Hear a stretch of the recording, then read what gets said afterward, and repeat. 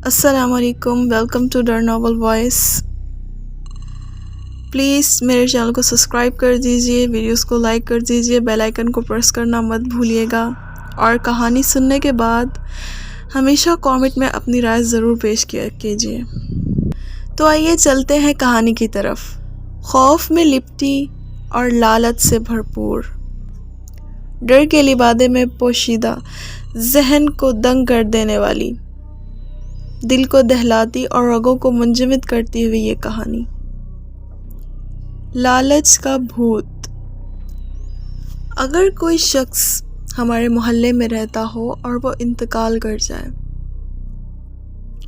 اچھا ہو چاہے برا ہو، دکھ ضرور ہوتا ہے،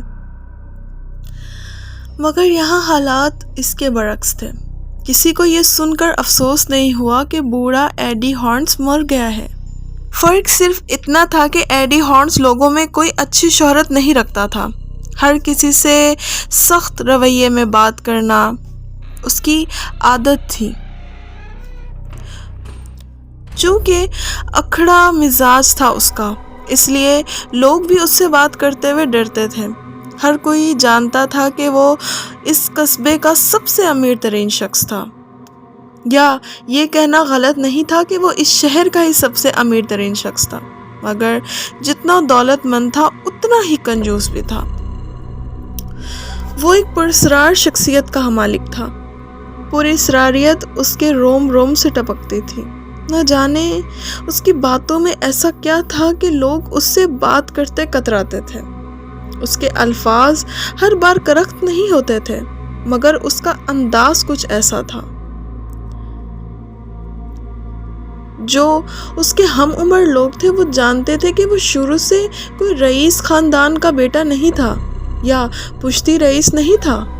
اچانک سے اس کے پاس اتنی دولت آ گئی کہ اس سے سنبھالے نہ سنبھلتی تھی، مگر وہ صدقے میں بھی ایک دھیلا تک کسی کو نہیں دیتا تھا۔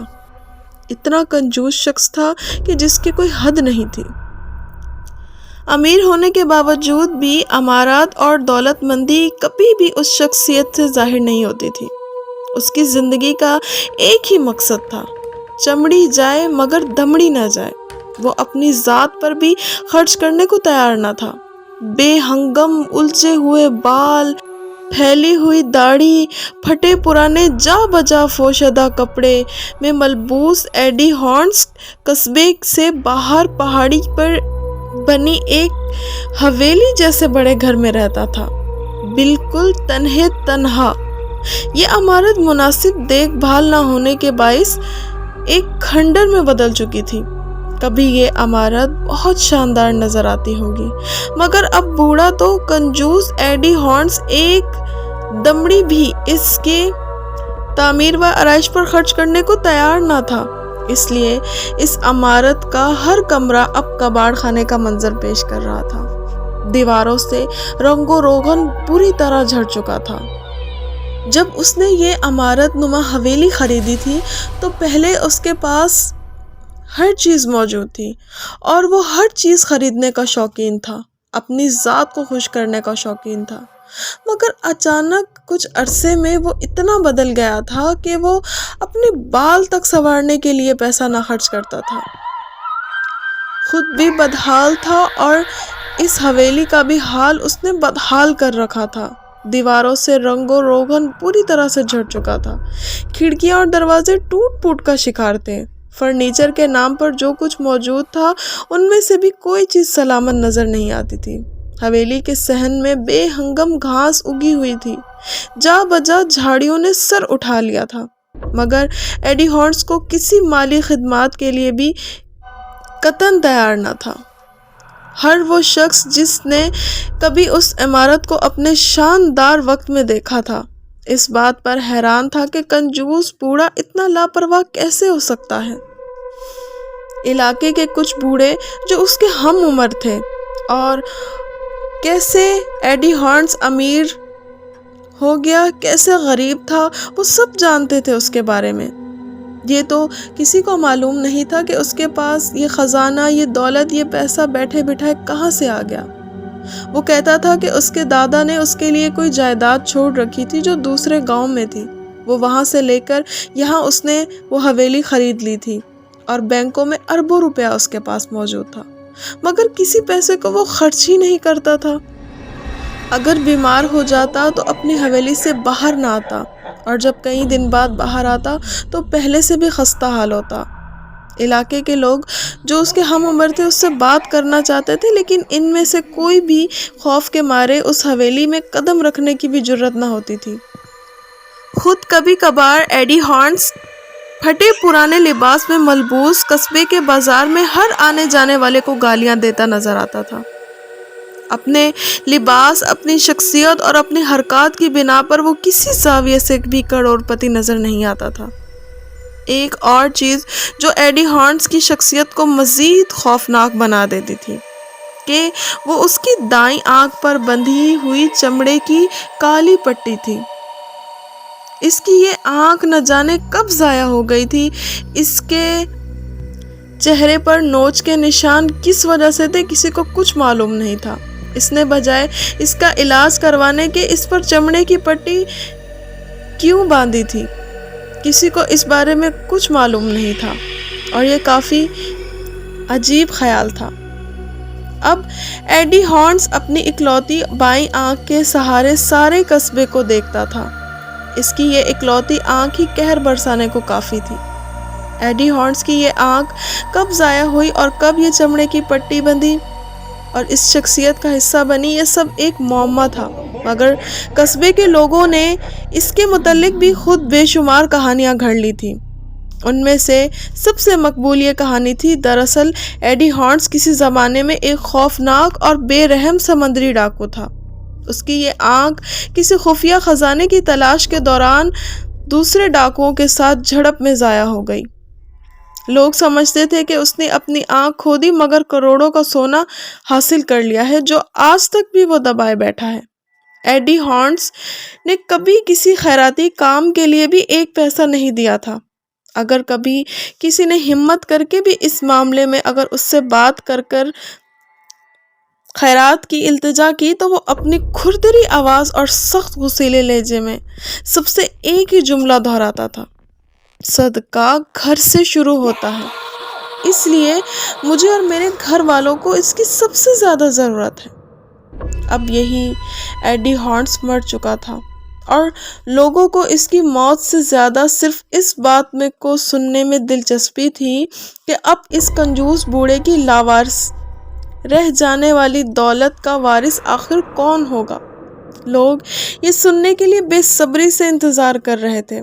اس نے اپنی وصیت میں اپنی دولت کس کے نام کی ہے، چونکہ اس کے بیوی بچے یا دوسرے رشتہ دار تو تھے نہیں، اس لیے لوگوں کو یہ امید تھی کہ اس کی یہ ساری دولت قصبے کے غریبوں، یتیم خانے یا دوسرے خیراتی ارادوں کے کام میں جائے گی۔ ایڈی ہارنس کو دفن کرنے سے پہلے ہی دوسرے دن دوپہر کو ٹاؤن ہال کے لوگوں کو وہاں بلایا گیا۔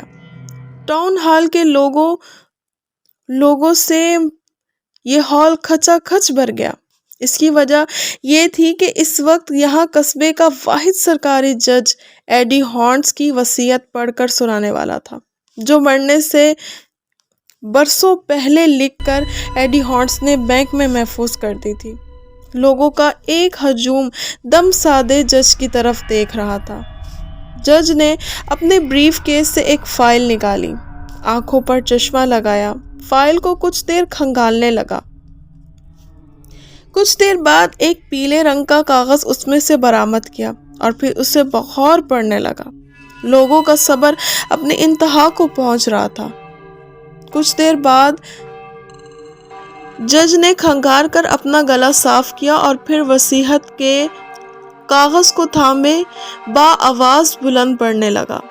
میں ایڈی ہارنس باقاعدگی ہوش و حواس میں اعلان کرتا ہوں کہ میں اپنی ساری دولت کو اپنے ساتھ قبر میں لے کر جاؤں گا اور کسی کو ایک دھیلا بھی نہیں ملے گا۔ کیا؟ سارا ہجوم بیک وقت چیخ اٹھا۔ ان کی ساری امیدیں اور توقعات ایڈی ہارنس کے ساتھ ہی دفن ہونے جا رہی تھی۔ سب نے بڑبڑاتے ہوئے ایڈی ہارنس کو برا بھلا کہا اور ٹاؤن ہال سے نکلنے لگے۔ اب وہ اس پر بحث نہیں کر سکتے تھے، اس لیے ہال سے باہر نکلتے ہی ان کے چہروں پر ناگواری کے تاثرات تھے۔ اگر کوئی مطمئن تھا تو وہ صرف جان وائٹ تھا۔ وہ ایک ماہر نقب زن تھا۔ ایڈی ہارنس کی وصیت کے مطابق اس نے ایک منصوبہ اختیار کر لیا۔ اس کے شاطر ذہن میں ایک منصوبے نے جنم دیا تھا۔ وہ جانتا تھا کہ ایڈی ہارنس کو کل صبح دفن کیا جائے گا۔ اس وقت اس کی لاش ایک تابوت میں بند کر کے چرچ میں ہال میں رکھ دی جائے گی۔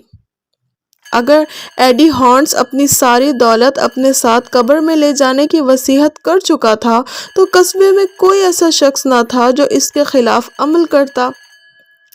اس لیے یقیناً ساری دولت اس وقت ایڈی ہارنس کے تابوت کے اندر موجود ہوگی۔ جان وائٹ نے منصوبہ بنا لیا کہ وہ ایڈی ہارنس کو دفن کرنے سے پہلے ہی آج رات اس کے تابوت سے ساری دولت چرا لے گا۔ چونکہ کوئی بھی اس شخص کے تابوت کو کھول کر دیکھنے کی زحمت نہیں کرے گا، اس لیے کسی کو اس چوری کا علم نہیں ہو پائے گا۔ جب رات گہری ہو گئی، آدھی سے زیادہ گزر چکی تھی، ہر طرف ہو کا عالم تھا۔ لوگ اپنے اپنے گھروں میں دبک چکے تھے۔ رات کے اس سناٹے کا فائدہ اٹھاتے ہوئے جان وائٹ محتاط قدموں سے چرچ کی طرف بڑھ رہا تھا۔ چرچ کا عملہ اپنے کمروں میں سو رہا تھا۔ جان وائٹ دبے پاؤں چلتا ہوا چرچ کے ہال میں پہنچ گیا، جہاں ایک چبوترے پر ہارنس کی لاش اس تابوت میں پڑی ہوئی تھی۔ ہر چیز بالکل ساخت محسوس ہو رہی تھی۔ جان وائٹ ایک موم بتی اٹھا کر جلا کر ہاتھ میں پکڑ لی۔ جب وہ تابوت کے قریب پہنچا تو ایک دم ٹھٹک گیا۔ اسے اچھی طرح سے یاد تھا کہ دن میں تابوت کے اندر ایڈی ہارنس کی لاش رکھنے کے بعد تابوت کا ڈھکن اچھی طریقے سے بند کر دیا تھا، مگر اب وہ اسے کھلا ہوا محسوس ہو رہا تھا۔ اس کے اندر ایک درز نظر آ رہی تھی۔ جان وائٹ نے ایک لمحہ اس پر سوچا اور پھر اسے اپنے دماغ سے جھٹک دیا۔ ہو سکتا ہے کہ یہ پہلے سے ہی ایسا ہو۔ اس کے پاس اس مسئلے پر غور فکر کرنے کا وقت نہیں تھا۔ اس نے آگے بڑھ کر تابوت کا ڈھکن ہٹا دیا۔ اندر نظر پڑتے ہی اس کے پورے جسم میں ایک جھرجھری سی دوڑ گئی۔ اس کے جسم پر کپ کپی محسوس ہونے لگی۔ تابوت کے اندر لیٹا ہوا ایڈی ہارنس یوں لگ رہا تھا جیسے وہ ابھی زندہ ہو جائے گا اور یہاں محض صرف سو رہا ہے۔ تم صرف ایک مردہ آدمی ہو۔ ہاں، تم صرف ایک مردہ آدمی ہو اور کچھ نہیں۔ جان گھبرا کر خود کلامی کے انداز میں ایڈی ہارنس کو مخاطب کیا۔ اس کے بعد اس نے فوراً کسی قیمتی چیز کو تلاش کرنے کی کوشش شروع کر دی۔ اس نے جلدی جلدی ایڈی ہارنس کے کپڑوں کی تلاشی لینی شروع کر دی، مگر کچھ نہیں ملا۔ اوپر نیچے ہر جگہ تلاش کیا، مگر کوئی زیور، کوئی سکے، کچھ نہیں۔ وہ یہی کہیں ہوں گے، جبکہ وصیت پر لکھا ہے کہ بوڑھے نے اپنی دولت ضرور یہی کہیں چھپائی ہوگی۔ وہ تو غصے سے تلملا اٹھا اور پھر اچانک اس نے ذہن میں ایک خیال آیا۔ اس خیال سے ایک دھماکہ سا ہوا اور وہ یکدم اچھل پڑا۔ اس کی نظر مردہ ایڈی ہارنس کی دائیں آنکھ پر بندھی چمڑے کی پٹی پر پڑی۔ لرزتے ہاتھوں سے اس نے دھیرے دھیرے چمڑے کی پٹی کو چھوا۔ اسی وقت جان کو اپنی کلائی برف کی مانند ٹھنڈی اور سخت استوانی انگلیاں جمتی ہوئی محسوس ہوئی۔ ایسا لگا جیسے اس کی کلائی کسی نے سختی سے تھام رکھی ہے۔ جان کی کلائی میں اب درد کی ٹیسیں اٹھنے لگی۔ آہ! جان کرا اٹھا۔ وہ اپنی کلائی چھڑانے کی جدوجہد کرنے لگا۔ اس کی سانس بے ربط ہو رہی تھی، لیکن جب اس نے نیچے دیکھا تو سانس میں سانس آ گئی۔ اس نے دیکھا کہ اس کی کھلی آستین ایڈی کی انگلیوں میں پھنس گئی تھی۔ اپنی سانسوں کو قابو کرتے ہوئے اس نے اپنی آستین کو انگلیوں سے چھڑوایا اور دوبارہ چمڑے کی پٹی کی طرف متوجہ ہوا۔ لیکن جب جان اس کی پٹی کی طرف متوجہ تھا تو اس کو کئی آنکھیں گھور رہی تھی۔ جان کے سر پر بھی لالچ کا بھوت سوار تھا۔ اسی لیے وہ اپنے آس پاس نظر آنے والی آنکھوں کو نظر انداز کیے اپنی لالچ کے نشے میں مست ہو کر خزانہ پانے کی کوشش کر رہا تھا۔ اس بار اس نے چھوٹے سے سیاہ چمڑے کے ٹکڑے کو اپنی انگلی سے ہٹانے کی کوشش کی جس نے اس کی آنکھ کو ڈھانپ رکھا تھا۔ جو ہی چمڑا ہٹا تو یہ دیکھ کر جان کا دل خوشی سے اچھلنے لگا۔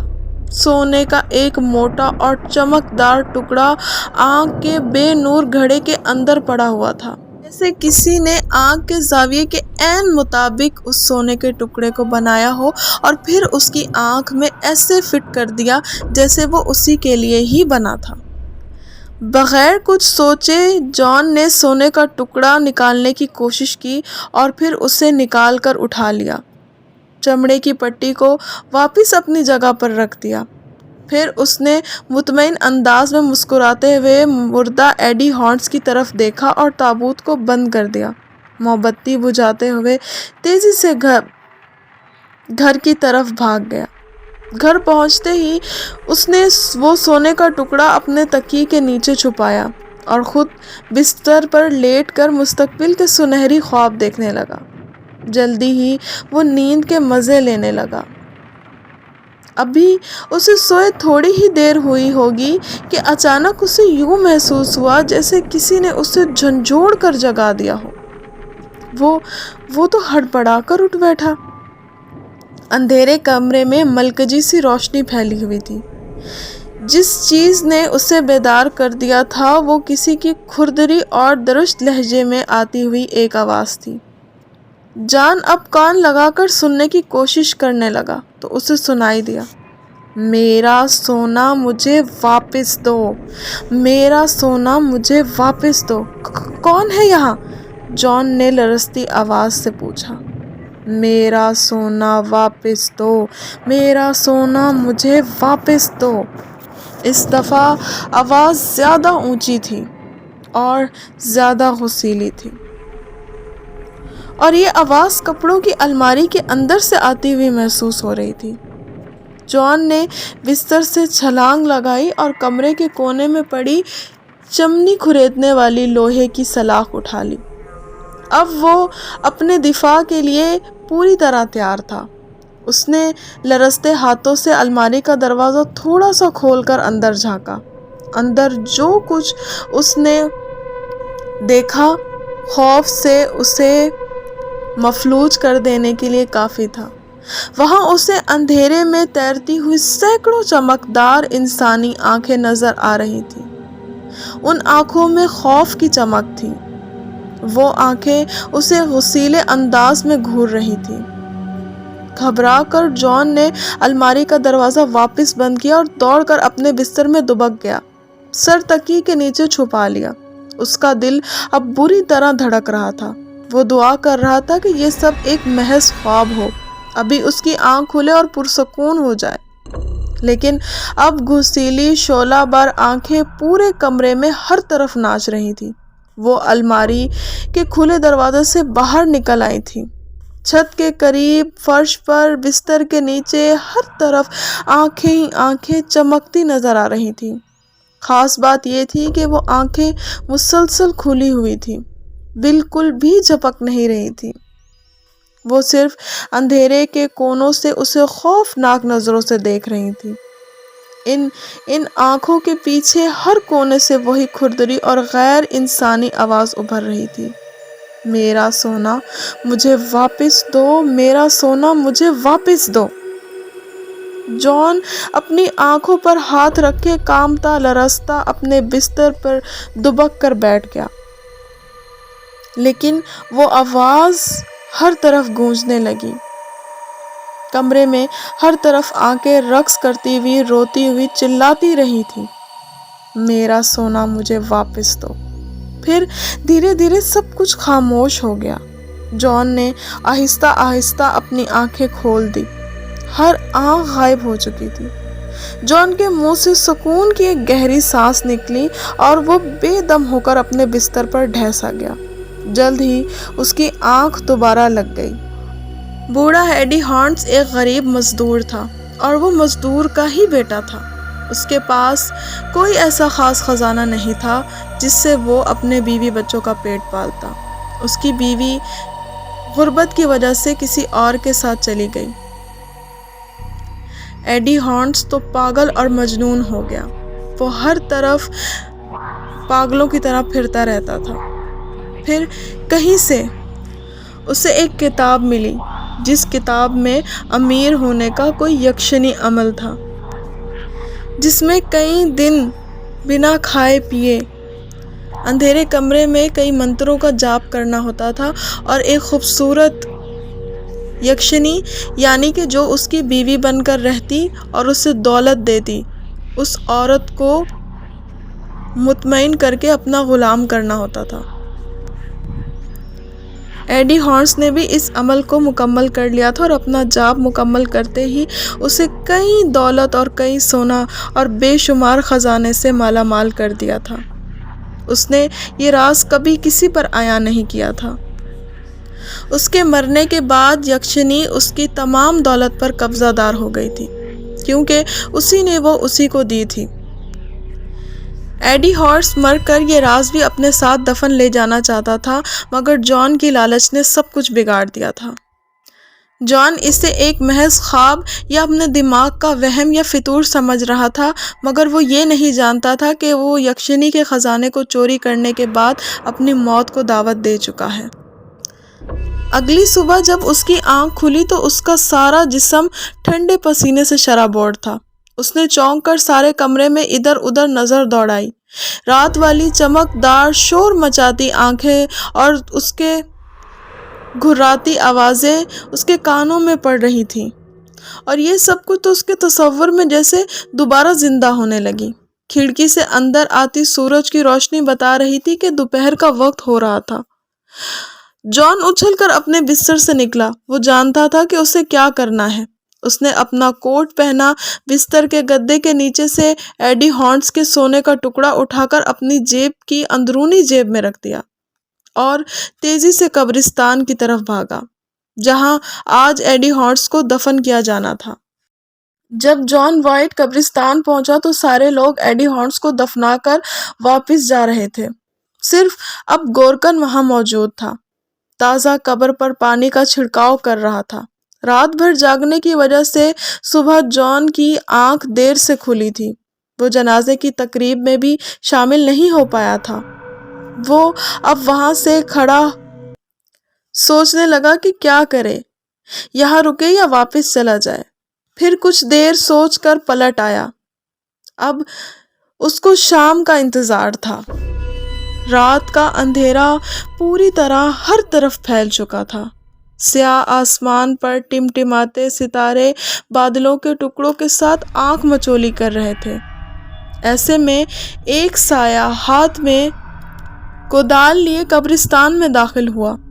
اس نے اپنے چہرے پر رومال لپیٹ رکھا تھا، مگر چال ڈال سے صاف ظاہر ہو رہا تھا کہ یہ جان وائٹ ہی ہے۔ جان محتاط قدموں سے چلتا ہوا سیدھا ایڈی ہارنس کی قبر کی طرف بڑھا۔ قبر کی تازہ اور نرم مٹی کو کھودنے میں زیادہ دیر اور محنت نہ لگی۔ تھوڑی ہی دیر میں وہ تابوت تک پہنچ گیا۔ کانپتے ہاتھوں اور دھڑکتے دل کے ساتھ اس نے بوڑھے ایڈی ہارنس کا تابوت جب کھولا اور اپنی جیب سے ایک چھوٹی سی ٹارچ نکالی، اس کی محدود روشنی اس تابوت کے اندر جھانکنے لگا۔ اسے سب دھندلا نظر آ رہا تھا۔ اس نے لائٹ تھوڑی اور قریب کی اور ہاتھ میں اڑا کر ایڈی ہارنس کی آنکھ پر لپٹی چمڑے کی پٹی کو ہٹانا چاہا، مگر ایک دم اس کا دل اچھل کر حلق میں آ گیا۔ یوں لگا جیسے اس کے جسم سے جان نکلتی جا رہی ہو۔